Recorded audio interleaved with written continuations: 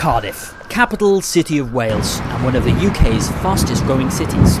For more than a century, it's welcomed immigrants from all over the world. Around the City Road area, Eastern Europeans, Somalians and Pakistanis find a place to live, work and bring up their families. The Shah Jalal Mosque is one of the largest in Wales. But there's one influx of immigrants the city's finding it harder to cope with. Students. Locals complain they're too often bad neighbours. Around the United Kingdom as a whole, around 2 people in every 60 are in full-time education, a figure the government's proud of. But in Cardiff, students make up a whopping 1 in 5 of the population. Cardiff's home to 4 universities, mainly based in the civic centre near to the city's shopping district. Students here enjoy easy access to the nearby shops and nightlife, and study in some style, in buildings ranging from elegant Victorian ideas of what a university should look like, to others that are distinctly modern. But it's not all studying in quiet surroundings for the 40,000 students of Cardiff. Immediately to the west of the civic centre is the country's biggest student union. With bars, cafes, live music venues and a nightclub, there's something on pretty much every night of the week. The students even have their own dedicated high street. No surprise then that student lettings in this area, Cathays, is big business. The terrace streets have gradually filled up with students. Estate agents are everywhere, and so are their to let signs. But the long-term residents aren't happy. The council is constantly dealing with residents' complaints about a significant minority of students living in Cathays.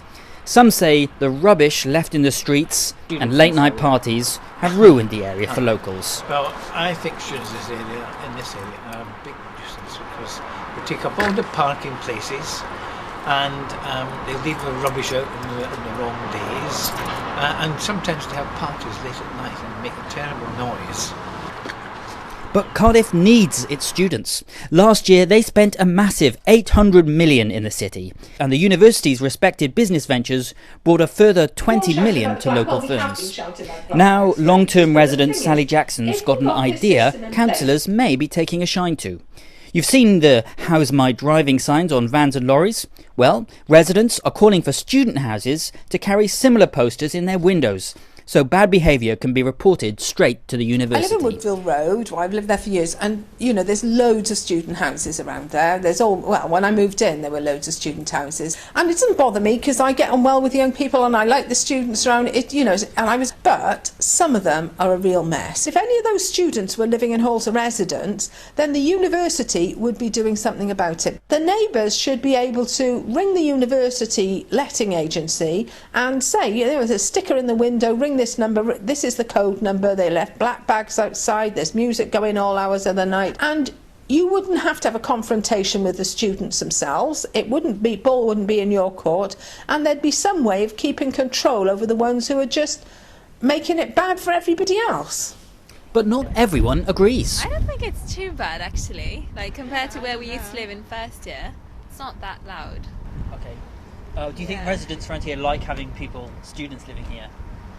Well, it's a student area, so people who decide to live here really should kind of know about it, I guess. Maybe they got here first. Oh, right.